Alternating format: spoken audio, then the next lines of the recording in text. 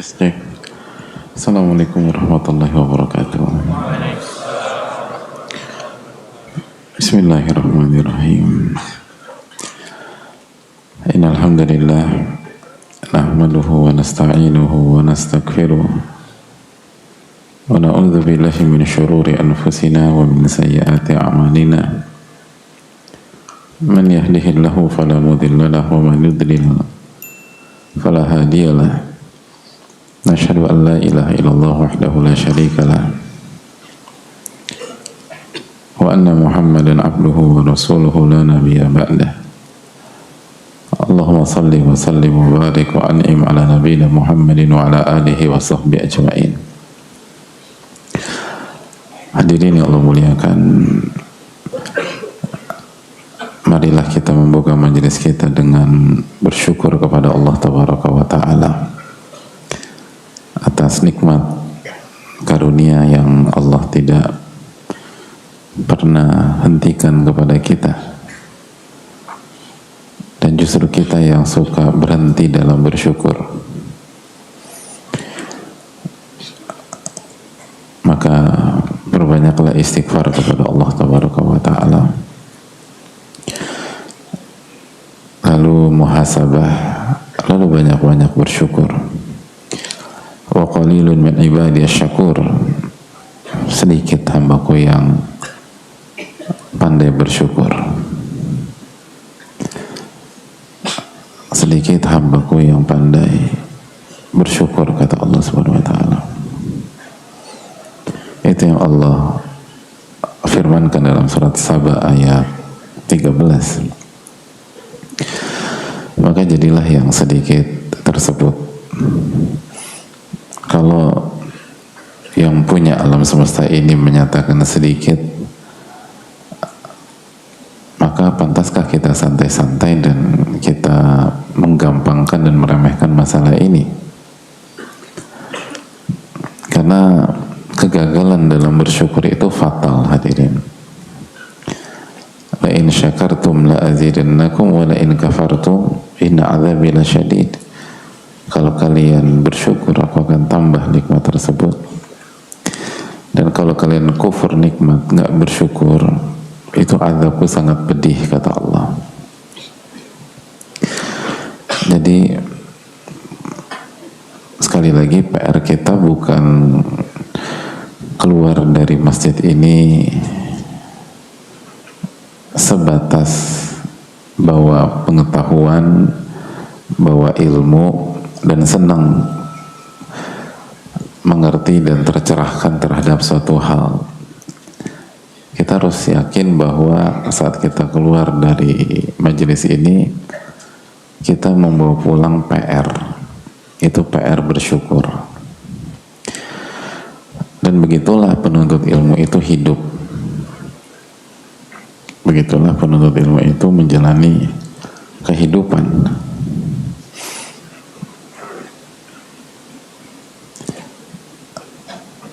Ia sadar kelemahan dirinya, lalu dia yakin bahwa apa yang dia dapatkan karena nikmat, karunia, dan taufik dari Allah Subhanahu wa Ta'ala.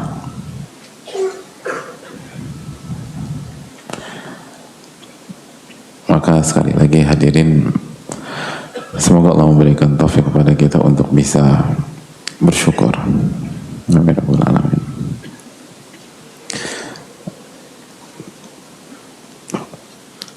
Sebagaimana kita meminta kepada Allah Subhanahu wa Ta'ala ilmu yang bermanfaat, dan kita minta kepada Allah Subhanahu wa Ta'ala dengan nama-namanya yang husna dan sifat-sifatnya yang maha tinggi, agar Allah jauhkan kita dari ilmu yang tidak bermanfaat. Dan kita juga meminta kepada Allah Tabaraka wa Ta'ala keselamatan, perlindungan, penjagaan, kasih sayangnya kepada kita, kepada orang-orang yang kita cintai, kepada keluarga kita, kepada guru-guru kita, pada ulama-ulama, pada umat dimanapun ia atau mereka berada, khususnya yang sedang terzolimi, sedang teraniaya di Palestina, di Gaza dan di berbagai tempat lainnya. Semoga Allah Subhanahu wa taala melindungi mereka. Semoga Allah Subhanahu wa taala memberikan kekuatan iman, kekuatan kesabaran, ketakwaan, dan semoga Allah Subhanahu wa taala memperbesar pahala mereka, menjaga keikhlasan dan kejujuran mereka, dan semoga Allah Subhanahu wa taala menyembuhkan yang sakit di antara mereka, memberikan husnul khotimah yang wafat dari mereka, dan diberikan pahala yang sangat besar. Dan semoga Allah Subhanahu wa taala memberikan taufik kepada kita untuk senantiasa mendoakan mereka dan membantu sesuai dengan kemampuan kita. Amin ya rabbal alamin. Hadirin Allah muliakan,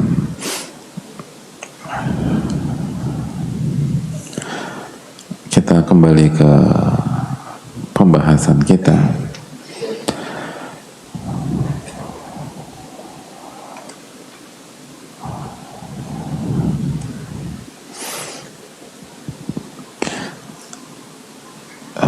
Kita telah menjelaskan bahwa sebagaimana dijelaskan para ulama, kita tuh nggak akan mendapatkan ilmu nafi kecuali kita menunaikan hak-hak ilmu. Kita beradab dengan ilmu. Bil adabi tafhamul ilma. Itu yang dikatakan Yusuf bin Husain rahimahullahu ta'ala. Hanya dengan adab Anda bisa mengetahui hakikat dari ilmu. Dan yang dimaksud adab di sini adalah adabul ilm, beradab dengan ilmu itu sendiri. Dan itu juga dijelaskan oleh Abul Qasim rahimahullahu ta'ala. Secara makna beliau menyampaikan bahwa apabila kita ingin mendapatkan kemuliaan dari ilmu, diafiliasikan terhadap kepada ilmu dan menjadi ahli ilmu, sebelum kita tunaikan hak-hak ilmu, maka kita nggak akan berhasil kecuali mendapatkan casingnya saja, dan nanti ilmu itu jadi bumerang bagi kita. Jadi kata para ulama yang sudah berpengalaman, yang lebih ngerti Al-Quran dan Sunnah Nabi SAW, yang perjalanannya sangat panjang, mereka bilang gak akan berhasil kecuali kita menunaikan hak ilmu. Makanya para ulama membahas buku-buku tentang adab-adab ilmu, di antaranya Tadhkiratus Sami wal Mutakallim, dan buku-buku yang lain.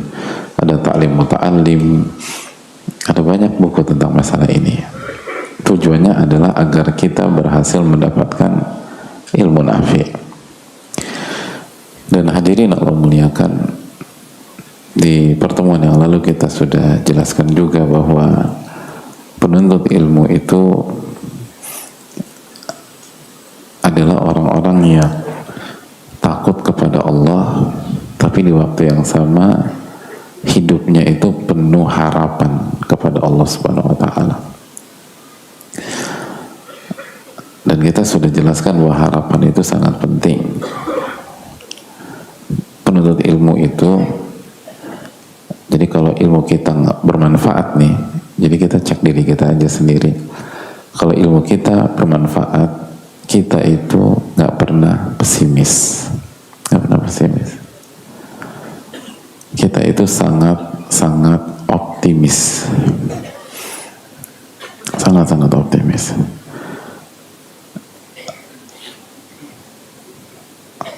Makanya hadirin Allah muliakan,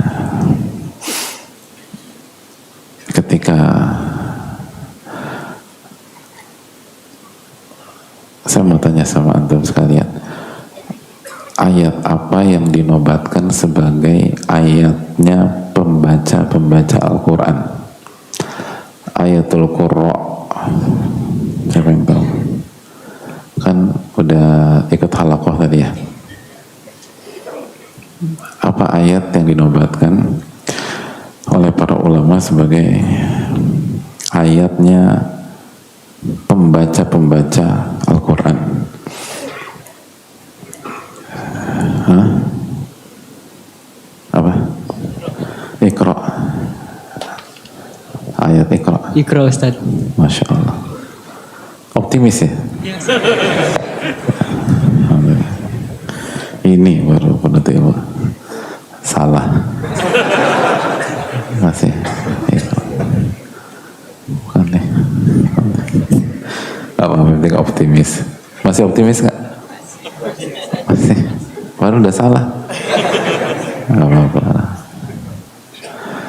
Apa ayatnya para pembaca Al-Quran?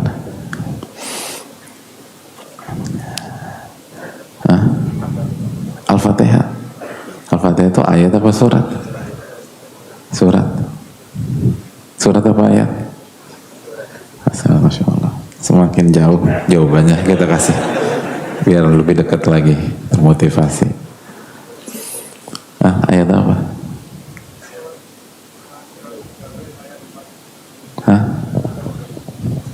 Al-Quran surat Al-Muzammil ayat 4. Kenapa bisa itu? Karena ada warattilil Quran tartila. Oh gitu. Kalau Iqra juga, Iqra bismi rabbikal ladzi khalaq. Optimis. Insyaallah optimis itu. Saya juga optimis ngasih antum nih. Salah. Surat Fatir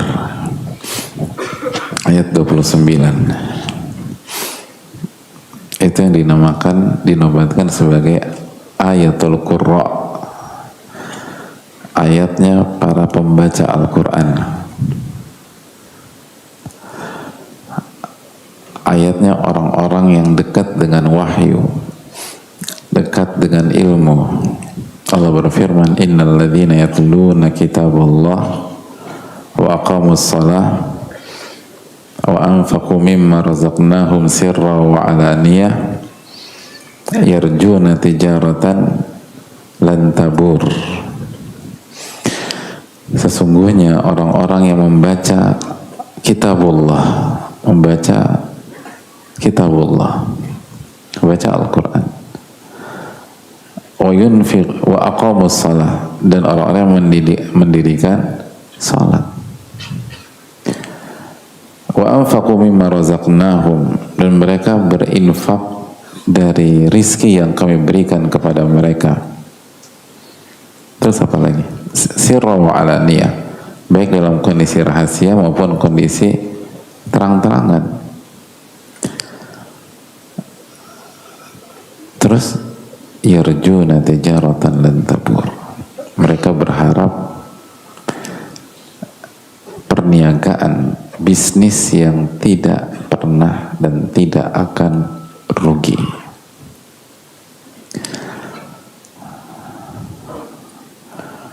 Ini yang dinamakan ayatul Qurra.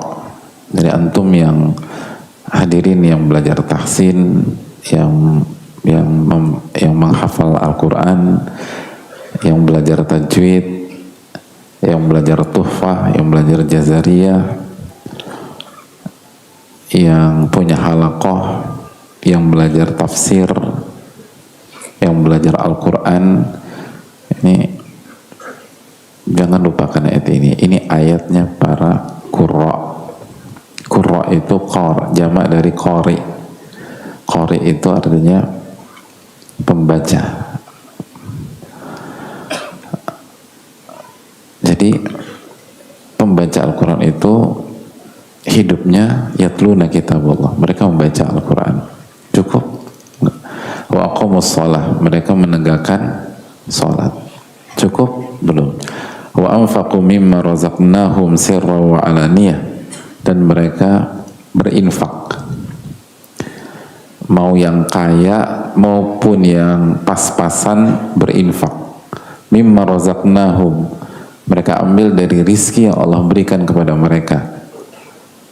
Jadi nggak harus nunggu kaya, apalagi penuntut ilmu, apalagi qori, hobinya itu keluarin duit gitu. Berapa? Semampunya, sesuai dengan apa yang Allah kasih kepada kita. Dia suka ngasih. Sirra wa alaniyah, rahasia maupun terang-terangan. Nah terus ini poin kita, yarjuna tijaratan lan tabur. Mereka itu berharap perniagaan yang tidak pernah rugi. Jadi hidup mereka penuh dengan apa? Harapan. Nah itu, ini orang yang punya ilmu nafi, hidupnya penuh dengan harapan. Kenapa? Karena yang mereka kerjakan tidak ada kemungkinan rugi, nggak ada. Nggak ada. Yarjuna tijaratan lan tabur. Kita punya temen jago bisnis, ngajak kita join. Lu mau chipin nggak? Gitu loh. Gue mau ngerjain project nih. Jago nih orang. Gitu. Dan pengalaman di bidang itu. Pengalamannya udah 20 tahun. Kira-kira kalau kita taruh gitu mau nggak? Kita nanya dulu kan, berapa? Udah terserah lu deh, lu punya duit berapa, lu taruh. Nanti gue yang jalanin. Kira-kira kita ikutan nggak? Nggak. Wih, zuhud juga tuh. Ikutan nggak? Ikut. Optimis apa pesimis? Optimis. Pertama, ada peluang rugi apa nggak? Ada, tetap ada. Sejago-jago orang bisa jadi yang kali ini dia salah memprediksi, yang kali ini dia kalah buat perhitungan, ada peluang rugi. Tapi karena track recordnya, pengalaman, dan dia expert di bidang itu, kita optimis. Itu manusia sama manusia, optimis tuh. Padahal ada peluang rugi. Lalu bagaimana jika Allah yang kasih garansi subhanahu wa ta'ala? Bagaimana ketika Allah yang berfirman, "Wa man yattaqillah yaj'al lahu makhraja wa yarzuqhu min haitsu la yahtasib." Barang siapa yang bertakwa kepada Allah, Allah akan berikan jalan keluar dan rizki yang tidak pernah ia duga-duga. Bagaimana mungkin kita bisa pesimis?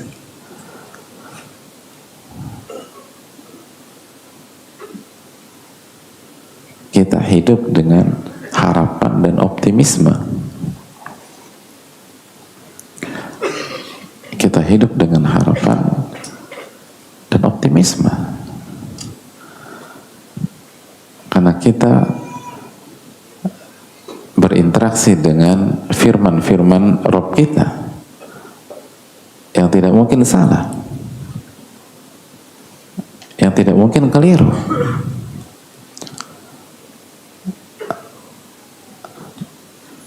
Janji-janji yang terdapat di dalam Al-Quran yang Allah firmankan, "Dzalikal kitabu la raiba fihi." Kitab ini nggak ada keraguan, nggak ada keraguan. Yang Allah firmankan di dalam Al-Quran, yang Allah firmankan dalam surat Fussilat ayat 42, "La ya'tihi al-batilu min baini yadayhi wa la min khalfihi." Tidak, kebatilan itu gak bisa datang ke Al-Quran. Perboden gak bisa datang. La ya'tihil batil min yadayhi. Kebatilan gak akan pernah datang dari depan atau dari belakang, dari semua arah kan. Tanzilun min hakimin hamid. Ya, mungkin. Karena Al-Quran diturunkan dari Zat yang maha bijaksana dan maha terpuji.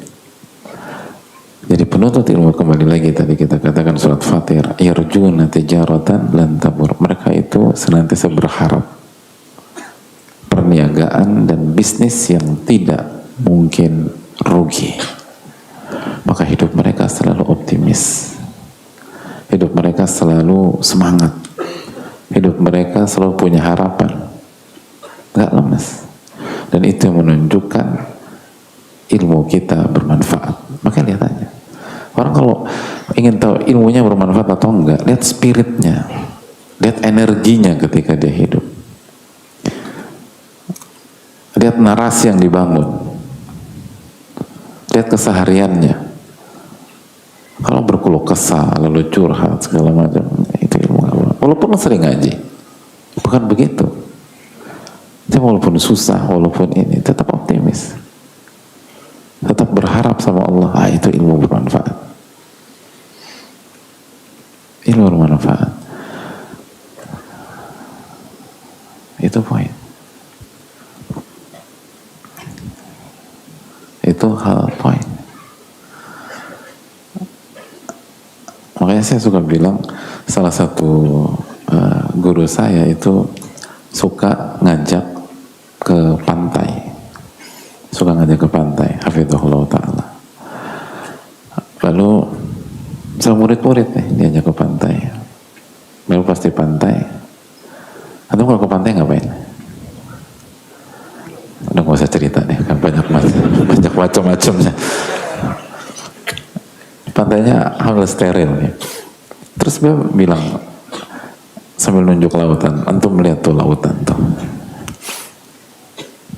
itu isinya berbagai macam jenis ikan, dan Allah kasih makan.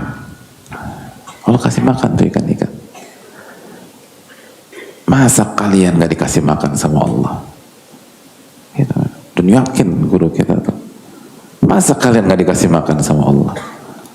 Sedangkan kalian berinteraksi dengan firman Allah, sunnah Rasulullah SAW, mana mungkin gak dikasih makan? Pasti dikasih makan. Masa penuntut ilmu gak dikasih makan? Itu udah. Ikan tongkol aja dikasih makan sama Allah. Masa antum gak dikasih makan? Ikan teri itu dikasih makan sama Allah. Masa antum gak dikasih makan sama Allah? Ikan cupang, hidupnya bayangkan di botol, dikasih makan sama Allah. Masa antum pernah hidup di botol? Gak pernah hidup di botol. Masa pesimis? Masa gak dikasih makan sama Allah Subhanahu Wa Taala? Ainal uqul, mana akal sehat? Kita bisa kesana, bisa kemari, bisa loncat, bisa ngesot. Kan saya nanya, pernah nggak antum hidup dalam botol? Kapan? Ini ikan hidup dalam botol.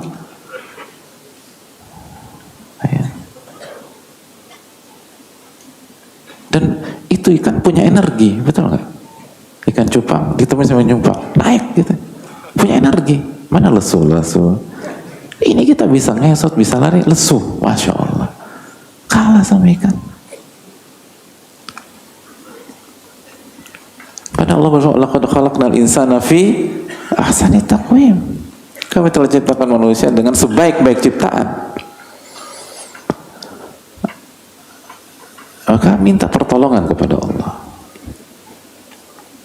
Minta pertolongan kepada Allah.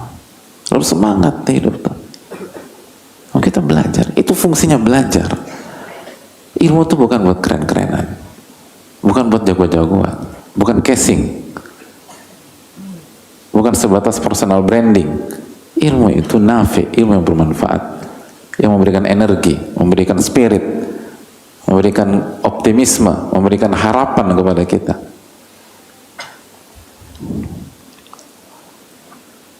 Lihat Nabi SAW, nggak pernah lemes, optimis. Sampai ketika beliau terusir dari Taif, terzolimi, teraniaya, dan dua malaikat siap mengeksekusi penduduk Taif. Lihat bagaimana respon Nabi kita SAW.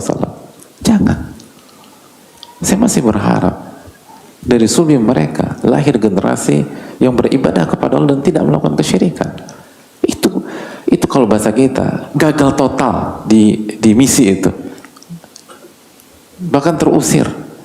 Optimis, dan itu tidak gagal di mata Nabi SAW. Dan memang nggak gagal, hanya ahlu dunia yang bilang itu gagal. Saya masih berharap, oke, kalau orang tua mereka tolak, yang dewasa nolak, saya berharap dari sulbi mereka, generasi berikutnya berbeda dengan bapak-bapaknya. Bayangkan. Seoptimis itu Nabi, hadirin sekalian sallallahu alaihi wasallam. Kenapa? Karena kekuatan harapannya kepada Allah. Kekuatan harapannya kepada Allah Subhanahu wa taala. Karena Allah ala kulli syai'in qadir.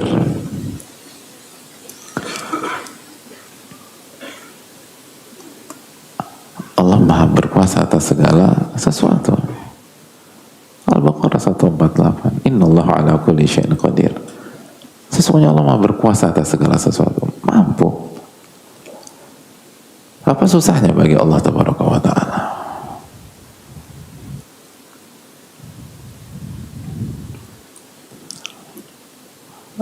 Jadi makanya apa kata Allah dalam surat Fatir, wa ma kana Allahu liyu'jizahu min syai' fis samawati wala fil ard. Dan tidak ada yang bisa melemahkan Allah Subhanahu wa taala. Siapapun di langit maupun di bumi. Innahu kana aliman qadira. Sesungguhnya Allah Maha mengetahui dan Maha berkuasa. Itu yang membuat kita semua. Nggak ada yang bisa menundukkan Allah Subhanahu wa taala. Nggak ada yang bisa melemahkan Allah Subhanahu wa taala.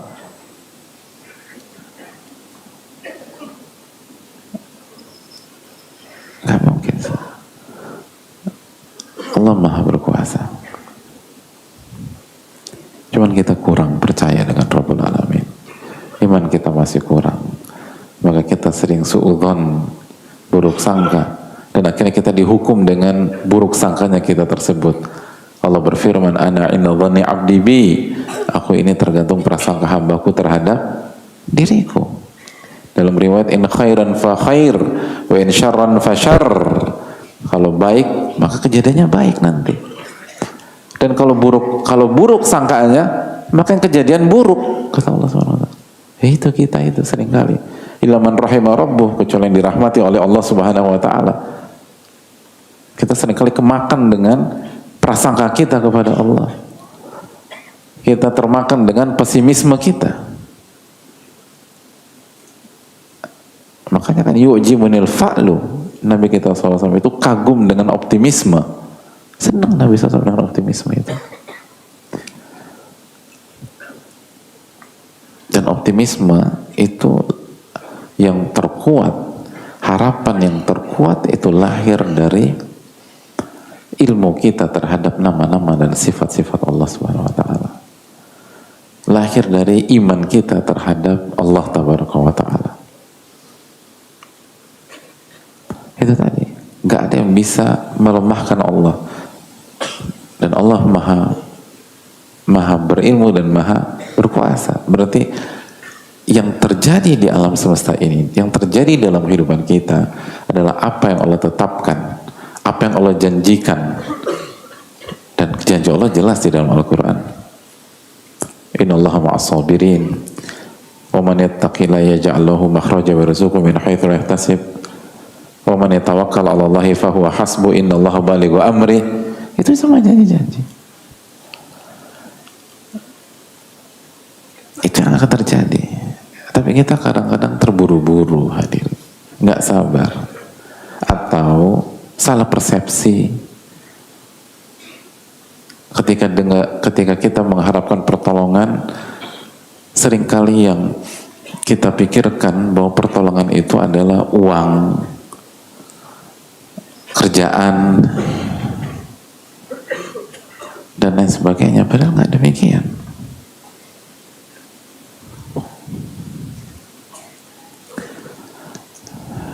Contoh-contoh hadits riwayat Imam Ahmad. Ini contoh. Innaka, Nabi SAW bersabda. Saya rasa hadirin banyak yang sudah dengar hadits ini. Udah dengar belum? Masya Allah. Kenapa belum saja sebutkan?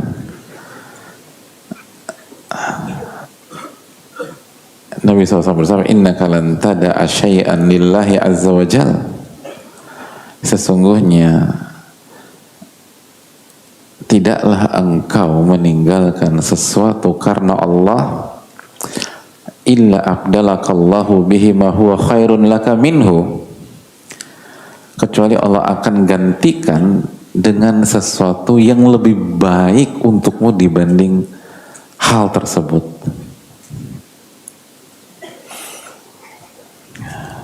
Gitu. Jadi sesungguhnya tidaklah Anda meninggalkan sesuatu karena Allah, kecuali Allah akan gantikan dengan hal lain yang lebih baik buat Anda daripada hal sebelumnya yang Anda tinggalkan itu.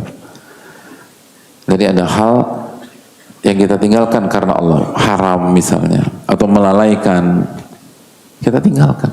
Maka Allah akan ganti dengan yang lebih baik. Orang meninggalkan pekerjaan, salary yang puluhan juta, bahkan ratusan juta karena Allah, karena ternyata pekerjaan itu tidak halal misalnya. Maka Allah akan ganti dengan pekerjaan, atau Allah akan ganti dengan hal yang lebih baik daripada pekerjaan tersebut. Pernah dengarkan hadis itu ya?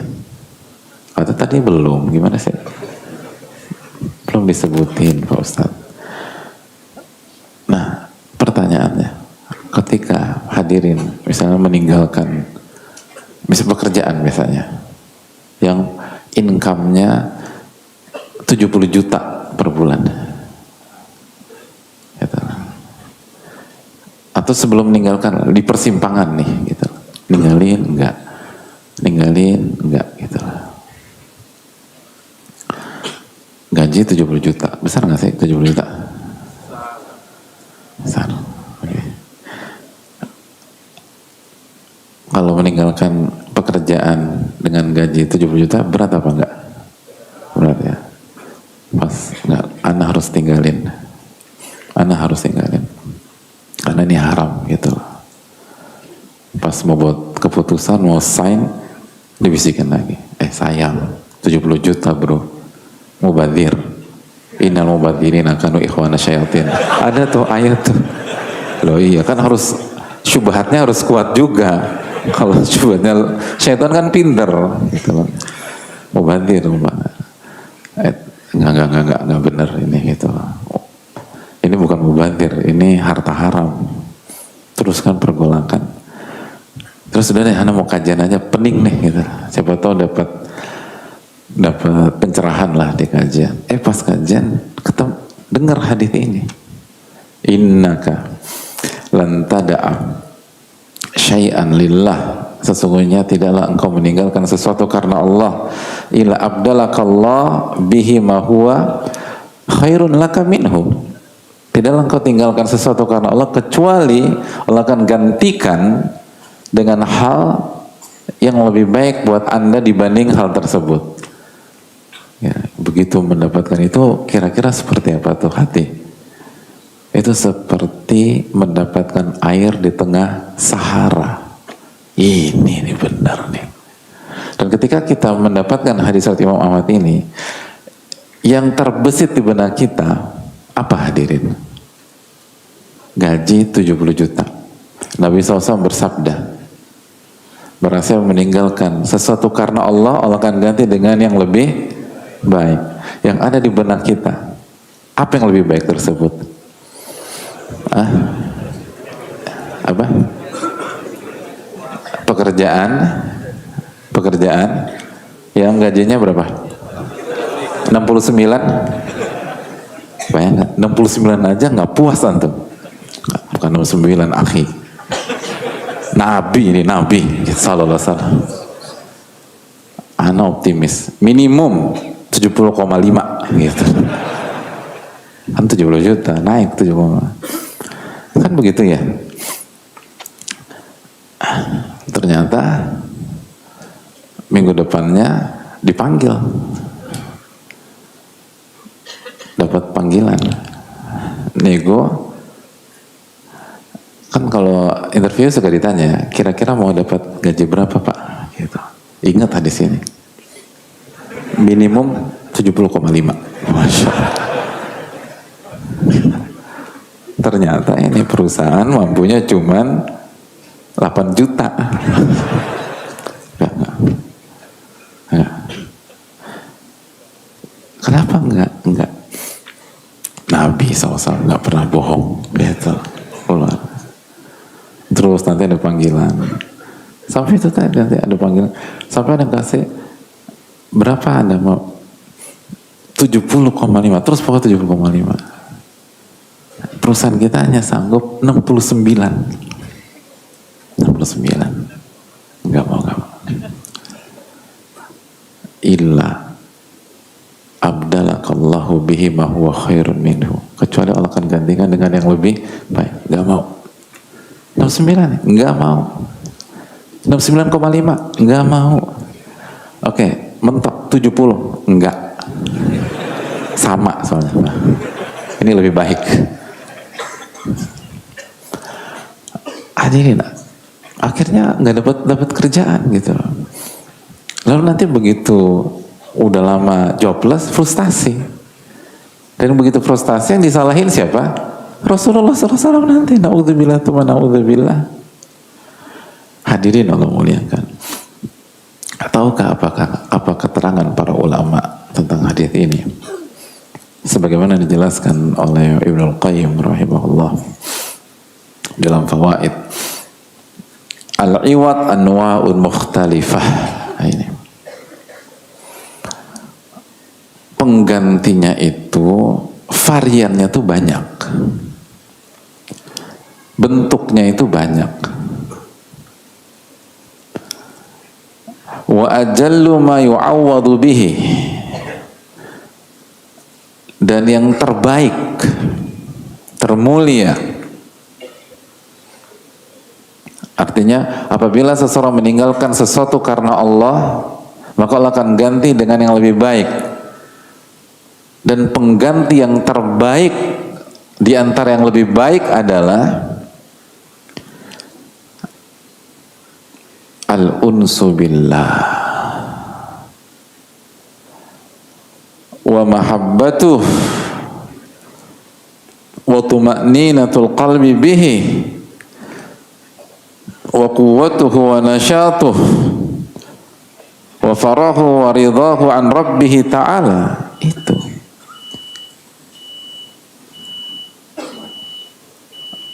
dan pengganti yang terbaik adalah,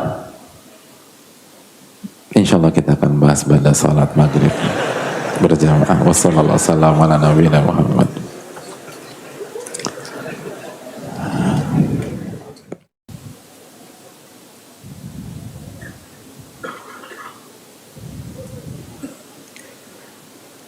Assalamualaikum warahmatullahi wabarakatuh. Bismillahirrahmanirrahim.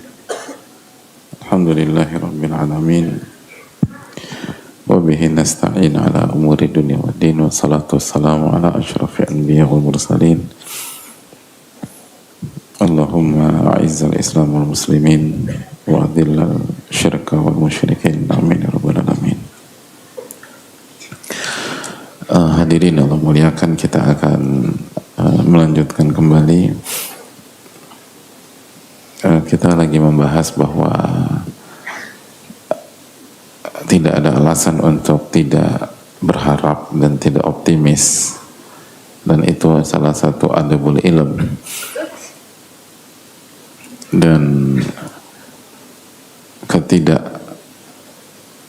kehilangan harapan itu penyebabnya karena kita salah persepsi, salah paham. Dan kita ambil contoh dari hadis riwayat Imam Ahmad ketika Nabi SAW mengatakan, innaka lan tada'a syai'an lillahi azza wa jal illa abdalakallahu bihi ma huwa khairun laka min. Tidaklah seseorang atau tidaklah Anda meninggalkan sesuatu karena Allah Subhanahu wa taala kecuali Allah menggantikan dengan yang lebih baik buat Anda daripada hal yang Anda tinggalkan itu. Dan kita ambil contoh tadi, jika kita dapat, atau ketika kita sudah settle dengan pekerjaan kita yang salarinya 70 juta, lalu ternyata di kemudian hari kita tahu bahwa itu ternyata haram, nggak boleh dan seterusnya. Lalu kita galau dan akhirnya kita tekadkan atau bulatkan tekad untuk meninggalkan itu karena Allah, karena mendengar hadis di atas. Dan tadi kita sudah buat survei kecil-kecilan di sini bahwa kita memahami bahwa lebih baik daripada yang kita tinggalkan, artinya salary-nya lebih tinggi, lebih baik dan lain-lain. Lalu apakah benar itu pemahamannya? Mari kita simak keterangan dari Ibnul Qayyim rahimahullah dalam kitabnya Al-Fawaid. Belum mengatakan al-iwadu anwa'un mukhtalifah. Ganti itu variannya tuh banyak dan berbeda-beda.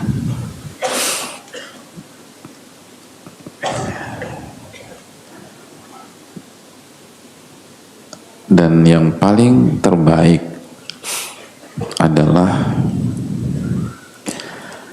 al-unsu billah, nyaman dengan Allah subhanahu wa ta'ala, itu merasa senang dengan Allah, merasa nyaman, wa mahabbatuh, dan rasa cinta kepada Allah, wa tuma'ninatul qalbi bihi, dan hati itu tenang dengan mengingat Allah subhanahu wa ta'ala, wa quwwatuhu wa nasyatuh, dan kekuatan hati dan energiknya hati, wa farhuhu wa ridah, dan senangnya hati serta ridhonya hati kepada Allah subhanahu wa ta'ala. Itu ganti terbaik gitu. Dan ini sangat mind blowing, di luar dugaan kita. Artinya belum tentu diganti dengan kerjaan yang income-nya di atas 70 juta, belum tentu. Namun Allah kasih kita tenang ketika beribadah, dan lebih mudah mencintai Allah tabaraka wa ta'ala. Lalu hati itu tenang gitu hadirin. Dulu memang fulus banyak, tapi gelisah kita, nggak nyaman gitu. Makanya walaupun gaji banyak nggak langsung pulang gitu, cari hiburan.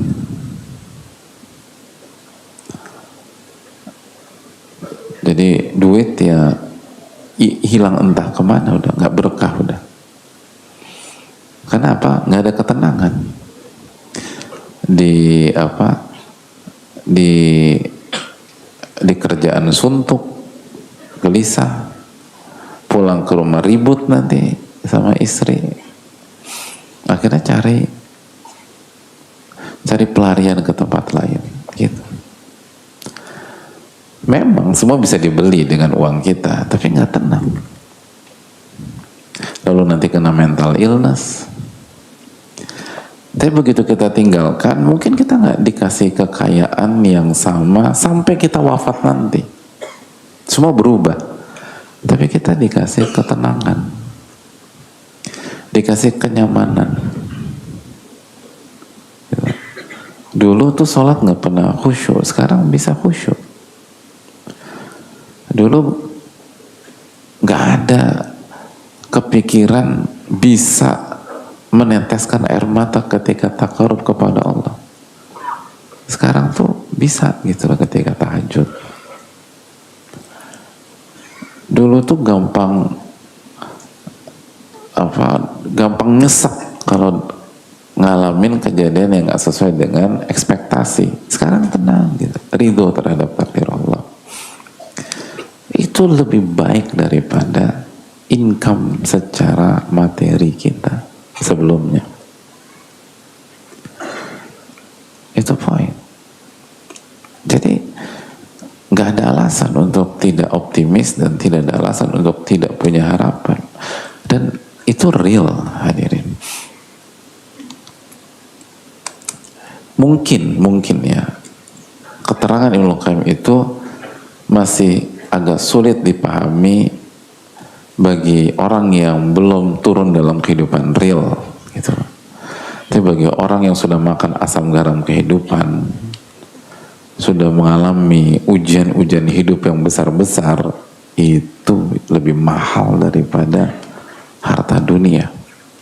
Ketenangan hati, lalu kekuatan hati, lalu tadi nasyatu, energik gitu loh, boy, semangat gitu. Walaupun duit pas-pasan, tapi tetap ceria aja orang ini. Lihat bagaimana Bilal bin Rabah, happy aja. Lihat bagaimana Ammar bin Yasir.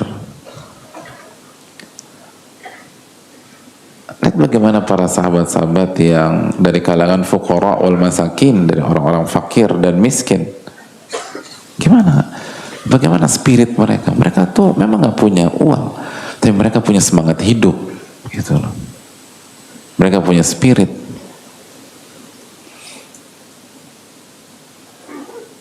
Dan bandingkan dengan banyak orang yang punya uang, punya semuanya, tapi mereka nggak punya spirit. Dan kalau punya spirit, spiritnya hanya untuk dunia lagi, gersang hatinya. Dan nggak ridho dengan apa yang Allah tetapkan. Dengan prinsip, saya harus dapatkan apa yang saya mau. Wah, stres, hadirin. Orang punya prinsip itu, bahaya dia. Karena bukan dia berkuasa dalam kehidupan. Dan dia akan mendapatkan kejadian-kejadian di mana yang terjadi bukan yang dia harapkan. Pada saat begitu berantakan. Itu benar. Orang yang nggak pernah gagal dalam hidupnya, selalu berhasil, dan punya kepercayaan diri duniawi, itu begitu gagal, bisa berantakan. Begitu gagal, berantakan, hadir. Kenapa? Nggak pernah gagal dalam hidup.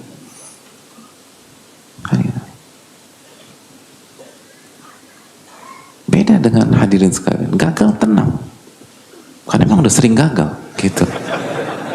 Udah biasa. Loh, jangan baper dong, hadirin. Sering gagal itu positif atau negatif? Maksudnya, ya bilang positif aja, dia hibur diri sendiri kan nggak ada salahnya. Emangnya kita nggak sering gagal? Sering apa enggak? Sering. Saya mau tanya sama hadirin. Siapa yang begitu lahir langsung bisa jalan? Lahir nih, langsung berdiri, jalan, sambil masih ada tali pusar gitu, tuh guduk, terus cium tangan ibu, makasih ya Umi, gitu lah. Terus datang ke dokter, syukron, gitu. Jalan gitu, ada yang gitu. Ngeri tuh hadirin. Itu bisa kesurupan itu. Kan kita nggak bisa jalan. Terus proses sampai bisa jalan, gimana hadirin? Lancar begitu aja? Atau mengalami kegagalan demi kegagalan? Kegagalan demi kegagalan. Gitu. Tapi dengan kegagalan itulah kita bisa jalan. Dan kita mencapai keberhasilan dengan taufik Allah Subhanahu wa ta'ala. Gitu hadirin. Allah ta'ala alam. Jadi hadirin Allah muliakan. Nah, orang-orang beriman itu gak kehilangan energi walaupun gagal, walaupun jatuh lagi, biasa begini. Kenapa? karena yakin sama Allah Subhanahu wa taala. Nah, ini yang harus dibangun bagi para penuntut ilmu. Rasa harap kita, rasa takut kita, optimisme kita itu harus beda. Nggak boleh sama. Dan itu yang membuat ilmu itu terbukti bermanfaat gitu. Makanya ilmu tauhid itu tuh pentingnya di situ, hadirin. Karena kita akan optimis, kita akan berharap sama Allah Tabaraka wa Ta'ala. Makanya balik lagi ke poin itu tadi contohnya. Ternyata diganti lebih baik itu bukan secara fisik. Jadi yang diganti yang terbaik ya, yang terbaik itu bukan fisik diganti fisik, materi diganti materi. Justru sebaliknya, kehilangan materi tapi Allah ganti dengan kekuatan hati. Itu baru pengganti terbaik di kehidupan. Itu. Nah, yang jadi masalah kita nggak ngerti. Begitu nggak ngerti, nggak bersyukur. Begitu nggak bersyukur, dicabut sama Allah. Jadi akhirnya nggak dapat materi, nggak dapat kekuatan hati. Selesai udah hidup tuh. Kan begitu seringkali. Kalau udah kasih nih, kita udah tenang, udah ibadah, udah bisa ini, lupa bersyukur kita, karena nggak menyadari bahwa ini tuh lebih mahal daripada income atau materi yang sebelumnya kita punya. Karena kita nggak memahami hal tersebut, maka kita nggak mensyukuri. Begitu kita nggak mensyukuri, wala in kafartum inna adzabi lasyadid. Kalau kalian tidak bersyukur, kufur nikmat, azabku sangat pedih. Gitu. Jadi kalau orang ngerti ilmunya, ya Allah. Gitu. Bahkan sebagian guru-guru kita tuh mengajarkan itu harga yang harus dibayar, gitu, untuk mendapatkan ilmu nafi. Sebagian ulama tuh sering mengatakan la yata'allamu ahadun al-ilma majjana. Gak ada satupun orang yang belajar gratisan. Gak ada.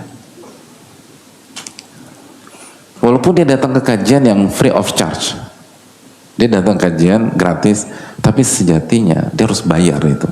Bayar dengan apa? Yang lain. Ada orang harus bayar dengan kesehatannya, baru dapat ilmu. Ada orang harus bayar dengan pekerjaannya yang sebelumnya. Dia harus bayar. Ilmu itu mahal, hadirin, nggak gratisan, nggak bisa. Ilmu itu mahal. Makanya kan anak orang kaya otomatis jadi orang kaya, jelas. Apalagi begitu lahiran, beberapa hari berikutnya orang tuanya meninggal, tuh duit lari kemana? Anaknya, asobah. Walaupun mungkin bukan satu-satunya ahli waris, tapi anaknya orang kaya. Tapi anak ulama gak otomatis jadi ulama. Gimana jadi ulamanya? Dia harus melewati proses bapaknya. Gak serta-merta dia anak ulama, anak ustadz otomatis jadi, bukan jadi ustadz, bisa aja jadi ustadz, tapi punya ilmu seperti bapaknya, kecuali dia melewati proses bapaknya itu. Dan begitu melewati proses, dia harus bayar. Itu hadirin. Karena ilmu ini mewah, lebih mewah daripada harta dunia. Baru kita dapat ketenangan hati. Itu hadirin sekalian. Jadi sekali lagi tolong diindikan, karena kondisi hari-hari ini tuh banyak diantara atau salah satu PR sosial dan di masyarakat kita itu kehilangan harapan, hadirin. Makanya kan angka bunuh diri semakin tinggi, dan orang kepikiran bunuh diri itu semakin besar gitu loh. Kesalahan yang beberapa dekade lalu itu hanya buat yang salah senyum-senyum, hari ini sebagian pengen bunuh diri hadirin gitu. Nah, makanya kita harus kuatkan lagi harapan kita sama Allah, dan gak ada yang lebih bagus daripada tauhid kepada Allah, kembali mempelajari dan meyakini nama-nama dan sifat-sifat Allah, lalu kita beribadah dengan itu, dan kita akan mendapatkan harapan tersebut sebagaimana itu yang dialami para nabi alaihi wassalatu wassalam, lalu para sahabat radhiyallahu ta'ala dan para ulama-ulama dan orang-orang soleh dan para wali di berbagai dimensi waktu dan ruang. Allahu ta'ala alam bisawab. Kita buka sesi tanya jawab, sesi diskusi. Wassalamualaikum warahmatullahi wabarakatuh. Dan juga di di luar atau di akad masih panas nggak sih hari ini? Enggak ya? Dan kalau kita merasa panas, yang pertama jangan lupa bersabar. Dan yang kedua, inna idhamal jaza ma'idhamil bala. Besarnya pahala tergantung besarnya atau beratnya ujian. Jadi yang kepanasan tuh pahalanya lebih besar daripada yang kedinginan. Kedinginan juga berat hadirin, apalagi orang Indonesia. Orang Indonesia tuh kata orang tuh mending ketemu kedinginan, mending ketemu kepanasan daripada kedinginan. Maksudnya yang nyaman gitu loh. Dan yang berikutnya, jangan lupa bersyukur gitu. Bersyukur sama DKM, bersyukur sama semua pihak yang walaupun mungkin masih ada sisi-sisi itu, tapi ini udah luar biasa banget tadi. Dan lupa bersyukur gitu. Itu dan ingat pahala sangat besar.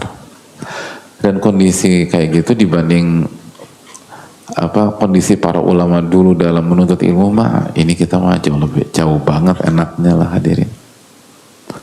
Dulu mereka berat, apalagi kalau mereka kajian di musim panas, di waktu duha gitu, aduh, misalnya 50 derajat, 45 derajat, mateng hadirin. Tapi mereka nggak ngeluh. Jadi ini yang perlu kita tanamkan.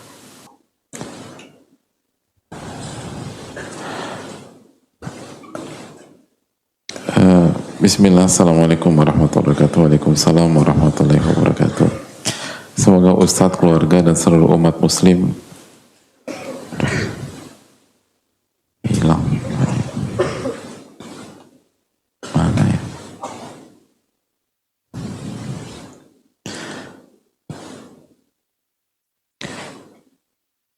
Semoga Ustadz, keluarga, dan seluruh umat muslim diberikan rezeki dan taufik dari Allah SWT. Amin ya rabbal alamin. Khususnya bagi saudara-saudara kita yang terzolimi, tersakiti, semoga Allah menolong dan menjaga mereka. Amin ya rabbal alamin. Bagaimana cara menghilangkan rasa iri di hati ini karena teman berhasil sukses dalam hal dunia? Saat ini saya merasa sedih dan galau. Saya nggak mau seperti ini, Ustadz. Mohon jawabannya, Ustadz. Syukran, jazakallahu khairan. Hadirin Allah muliakan, pertama minta tolong sama Allah Subhanahu wa ta'ala. Minta tolong sama Allah agar Allah bersihkan hati kita. Yang kedua, dengan memahami hakikat dunia. Bukankah Allah berfirman dalam surat Al-Anbiya ayat 35, "Wa nabluukum bisyarri wal khairi fitnah wa ilaina turja'un." Dan kami akan uji kalian dengan keburukan dan kebaikan, dan semuanya ujian. Jadi keberhasilan duniawi itu bukan pure reward dari Allah Subhanahu wa ta'ala, itu penuh dengan unsur ujian, penuh dengan unsur ujian. Wa ilaina turja'un, dan nanti kalian hanya dikembalikan kepada kami, kata Allah. Itu. Nah sekarang siapa di antara antum yang ngiri ketika temennya dapat ujian? Nah coba angkat tangan. Yang ngiri. Enggak ada. Waktu sekolah. Kelas apa? Kelas 1B tiba-tiba ujian kimia dadakan di jam pelajaran pertama. Jam pelajaran kedua itu guru schedule-nya di kelas kita. Begitu selesai dan ujian dadakan. Dan ujiannya susah. Begitu mau masuk kelas kita sakit perut tuh guru. Akhirnya pulang, nggak jadi ujian. Siapa yang ngiri sama teman-teman kita di kelas berapa tadi? 1B. Bro, lo beruntung banget lo ujian hari ini. Doain gue biar nggak hasad. Ada. Gue nih harus jaga-jaga hati nih. Lo beruntung banget deh ujian kimianya hari ini. Gue udah nanti-nantiin tuh guru. Sakit perut beliau. Emang beda nasib gitu. Ada yang bilang begitu? Ada. Coba angkat tangan. Kita kasih banyak hadiah. Yang ada kita mau ucapin apa? Alhamdulillah. Doain gurunya sakit. Bukan, tapi nggak jadi ujian. Bukan alhamdulillah gurunya sakit. Tapi alhamdulillah nggak jadi ujian. Apalagi kalau ujiannya sulit. Sukses duniawi itu Allah yang berfirman ujian. Dan apakah itu termasuk ujian yang mudah? Enggak. Apa kata Nabi SAW? Mal faqra akhsha alaikum. Bukan kefakiran yang aku khawatirkan terhadap kalian. Bukan kefakiran yang aku khawatirkan terhadap kalian. Bukan kefakiran. Ya kan? Tapi apa? Tapi yang aku khawatirkan adalah dunia dihamparkan di tengah-tengah kalian. Walakinni akhsha an tubsata alaikumud dunya. Yang aku khawatirkan dunia itu dibuka di hadapan kalian. Itu. Kama busitat ala man kana qablakum. Sebagaimana dunia dibuka kepada umat sebelum kalian. Fatanafasuha kama tanafasuha. Lalu ketika dunia itu dibuka aksesnya di hadapan kalian, kalian berlomba-lomba mendapatkannya sebagaimana umat sebelumnya pun berlomba-lomba mendapatkan itu. Fatuhlikakum kama ahlakathum. Lalu dunia itu menghancurkan kalian sebagaimana menghancurkan umat-umat sebelum kalian. Itu yang dikhawatirkan. Hadis riwayat Bukhari. Jadi orang yang dikasih dunia ujian atau bukan? Ujian. Menurut Nabi SAW, bagi Nabi kita SAW, ujian yang ringan atau yang berat? Berat, gitu.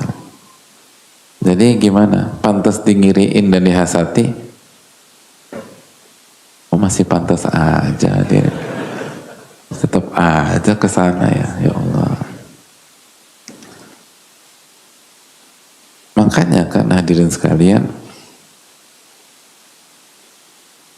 para sahabat Nabi SAW yang miskin itu tidak galau, tidak gundah karena sebatas kekayaan sebagian sahabat yang lain.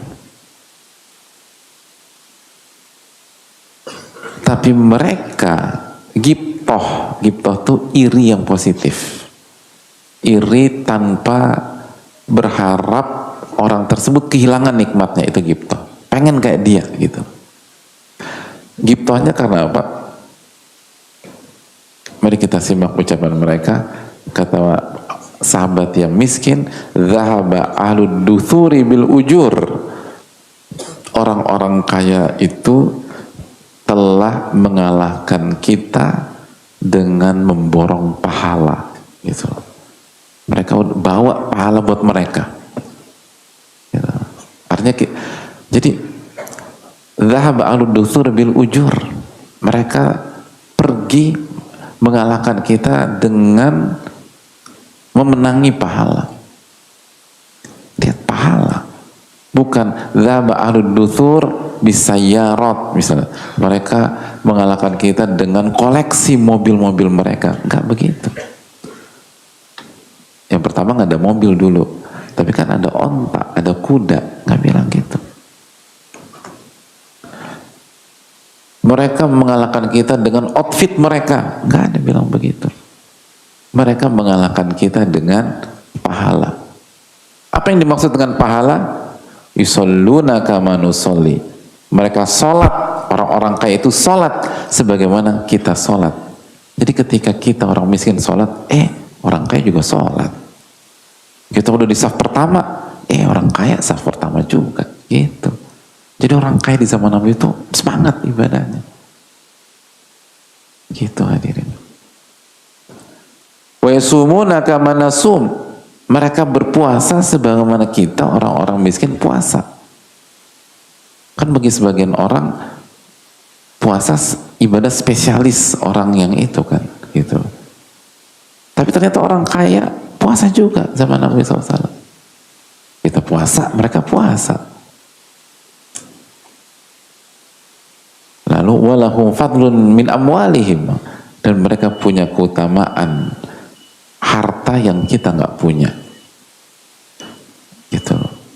Mereka bisa berhaji dengan harta mereka, kita belum bisa haji. Mereka bisa umrah, kita belum bisa umrah. Mereka bisa bersedekah, kita nggak bisa. Bahkan kita dapat sedekah dari mereka. Jadi orang miskin zaman Nabi SAW itu dapat bantuan gelisah hadirin. Itu mentalitas penuntut ilmu. Bukan nggak bersyukur, tapi kapan saya bisa memberi? Kok saya dikasih terus nih? Kapan saya bisa ngasih? Itu harus ada cita-cita kayak begitu. Sama kayak tadi ayatul qura apa? Yatluna kitaballah wa aqamus shalah wa anfaqu mimma razaqnahum sirran wa alaniyah. Para pembaca Al-Quran sejati itu, para ahli Quran itu baca Quran lalu mendirikan sholat dan berinfak semampunya. Itu yang menjadi isu bagi orang miskin zaman dulu. Bukan berapa luasnya rumahnya Abu Bakar As-Siddiq atau rumahnya Utsman bin Affan atau ada apa di dalam rumah tersebut atau berapa, itu bukan isu. Karena mereka ngerti kalau sebatas itu ujian. Ujian, ngapain kita hasati ujian orang? Kurang kerjaan hadirin. Yang kita inginkan adalah ibadah mereka dari harta itu. Kok mereka bisa ya? Itu yang harus ini kan. Jadi ini sudah salah kaprah. Maka minta pertolongan kepada Allah, lalu kita berusaha kembali memahami hakikat dari dunia itu. Itu hal yang perlu kita camkan. Dan kita harus paham apa hakikat dari kesuksesan, keberhasilan. Dan yang paling mengerti tentang keberhasilan, kesuksesan adalah pencipta kita semua, Allah Tabaraka wa Ta'ala. Apa kata Allah Subhanahu wa Ta'ala dalam surat Ali Imran ayat 185? Kata Allah Subhanahu wa Ta'ala, "Faman zuhziha 'anil nar wa udkhilal jannata faqad faz." Barang siapa yang dijauhkan dari neraka dan dimasukkan ke dalam surga, dialah pemenangnya. Dia berhasil, dia sukses. Sukses itu. Sukses itu. Faqad faz. Faza yafuzu fauzan. Dia pemenang. Itu kata Allah Subhanahu wa taala. Jadi kalau kita tafsirkan arti kemenangan menurut manusia, kita tanya 100 orang, kita punya 100 tafsir tentang kemenangan, susah ngikutinnya. Mendingan kita ikuti hakikat kemenangan versi yang punya langit dan bumi, udah. Yang punya dunia dan akhirat. Apa sih kemenangan? Oh, ternyata kemenangan itu dijauhkan dari neraka, dimasukkan ke surga. Itu menang. Itu. Jadi kalau sebatas sukses dunia, belum menunjukkan apapun, belum sukses itu, belum. Jadi sebatas sukses dunia itu belum menunjukkan apapun. Pertandingan masih berlangsung. Kalau bahasa sebagian adam, the jury is still out. Belum ada kemenangan. The jury is still out. Pertandingan belum selesai. Wasit belum meniup peluit panjang. Belum ada apa-apa. Kapan menang? Apabila dijauhkan dari neraka dan dimasukkan ke surga. Itu menang. Dan kita harus yakin itu. Dan itu tadi, kelemahan secara duniawi kita itu seringkali menjadi kekuatan kita. Masih ingat pertanyaan dialog antara Heraklius dan Abu Sufyan? Ketika Heraklius tanya kepada Abu Sufyan, mayoritas pengikut Muhammad yang mengaku nabi itu orang kaya high class-nya atau orang bawah dan miskinnya? Apa kata Abu Sufyan? Orang bawah dan orang miskinnya. Lalu komentar Heraklius apa?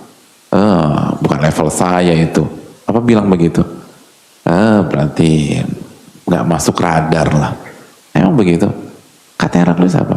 Begitulah pengikut para nabi dan rasul. Itu hadirin. Itu kekuatan. Mayoritas pengikut para nabi dan rasul dari zaman ke zaman, ya itu.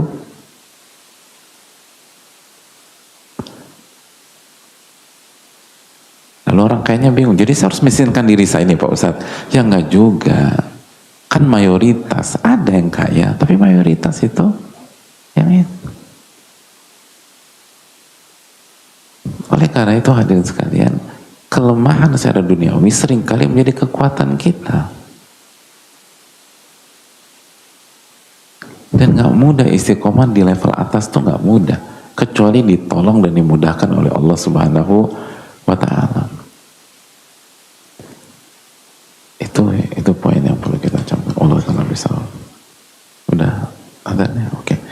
Saya rasa cukup sampai di sini. Semoga Allah memberikan taufik kepada kita, dan semoga Allah Subhanahu wa ta'ala memberikan kita ilmu nafi, dan semoga kita semakin punya harapan kepada Allah dan optimis karena kita punya Rob yang maha pengasih lagi maha penyayang, dan Rob yang maha berkuasa atas segala sesuatu. Subhanakallahumma wa bihamdika la ilaha illa anta astaghfiruka wa atubu ilaik. Assalamualaikum warahmatullahi wabarakatuh. Syukur.